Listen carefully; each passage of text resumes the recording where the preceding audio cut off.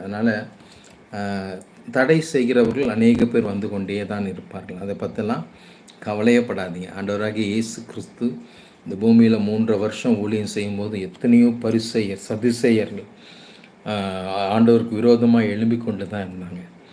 நம்ம எப்போவுமே உண்மையாக உத்தமமாக ஊழியம் செய்யும்போது எந்த இடத்திலும் கர்த்தர் நம்மை விட்டு கொடுக்கவே மாட்டார். அதனால் கண்டிப்பாக சமாதானமாக நீங்கள் ஊழியம் செய்யலாம். ஆமென். அடுத்ததாக பார்க்கலாம், ஏன் இந்த ஆவிக்குரிய பிளைண்ட்னஸ் நம்ம வாழ்க்கையில் வருதுன்னா பாவத்தினால் நாம் தேவனை விட்டு விலகி செல்கிற பிள்ளைகளாக மாறிவிடுகிறோம். இந்த பாவம் எதனால் வருகிறதுனா டிஸ்ஒபீடியன்ஸ்.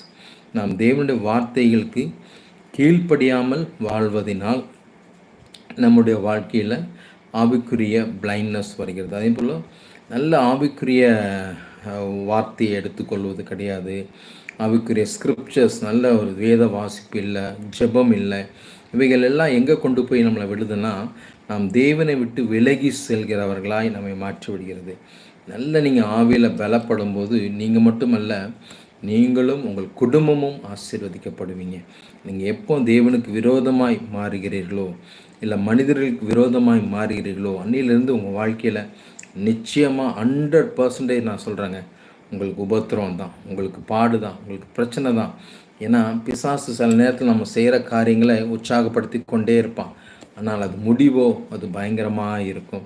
யூதாசை பார்க்கிறோம், வெறும் 30 வெள்ளிக்காசுக்காக ஆண்டவரை காட்டி கொடுத்தார். அவருடைய ஆவிக்குரிய கண்கள் அங்கே குருடாக்கப்பட்டது காரணம் அந்த 30 வெள்ளிக்காசு அவன் மனசில் பெரிய விஷயமாய் தெரிந்தது. ஆனால் அதன் முடிவோ அவர் மரணத்துக்கு நேராய் சென்றார். அவர் நாண்டு கொண்டு சென்றார் என்று வேதம் சொல்கிறது. ஒரு பயங்கரமான முடிவு அவருக்கு வந்தது என்று வேதம் சொல்கிறது. ஆம் தேவ பிள்ளைகளே, நாம் இன்று தேவனுக்குள் நம்மை ஒப்பு கொடுக்கும்போது, தேவனுடைய வார்த்தைகளை, தேவனுடைய ஆலோசனைகளை பெற்று வாழ நாம் முற்படும் போது நிச்சயமாய் நம் வாழ்க்கையில் நம் ஆவிக்குரிய கண்கள் திறக்கப்படும். நம் ஆவிக்குரிய கண்கள் திறக்கப்படுமானால் நம் வாழ்க்கையில் ஆத்தும பாரங்கள், நம் இருதயம் ஒரு லகுவான இருதயமாய் மாற்றப்படும், ஒரு கனிவான இருதயமாய் மாற்றப்படும், ஒரு அன்புள்ள இருதயமாய் மாற்றப்படும், அநேகருக்காய் பரிதபிக்கிற ஒரு இருதயமாய் மாற்றப்படும். இன்றைக்கி கூட பார்த்திங்கன்னா கடலூரில் அந்த ட்ரெயின் ஆக்சிடென்ட் ரொம்ப வேதனையான விஷயம்.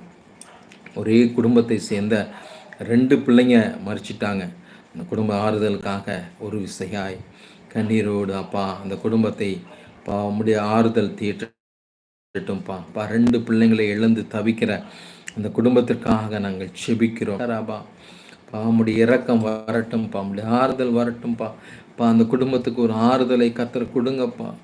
உம்முடைய ஆறுதலை பிள்ளைங்களுக்கு கர்த்தர் கொடுங்க. ரிபா சந்து ரியாங்கராபா, நன்றிப்பா. ரிபா சந்தா ரியாந்தராபா, நன்றிப்பா. ஸ்தோத்திரம். அருமையான பாஸ்டர் சாமுவேலுக்காக ஜெபிக்கிறேன். பழனியில் ஊழியம் செய்து வருகிறேன், எனக்காக ஜெபம் பண்ணுங்க. நன்றிப்பா. அவருடைய ஊழியங்களை கர்த்தர் ஆசீர்வதிங்கப்பா. அவர் செய்து கொண்டிருக்கிற எல்லா ஊழியங்களிலும் கர்த்தர் ஒரு அபரிவிதமான ஆசீர்வாதத்தை தேவநீர் கட்டளையிட போவதற்காக நன்றிப்பா. ரபசந்து ரியாங்கதரு ஷது ரியாங்கதரா, நன்றிப்பா. ஸ்தோத்திரம். அருமையான பிரசாந்த்காக ஜெபிக்கிறேன். அவரை ஆசீர்வதிக்கிறேன்.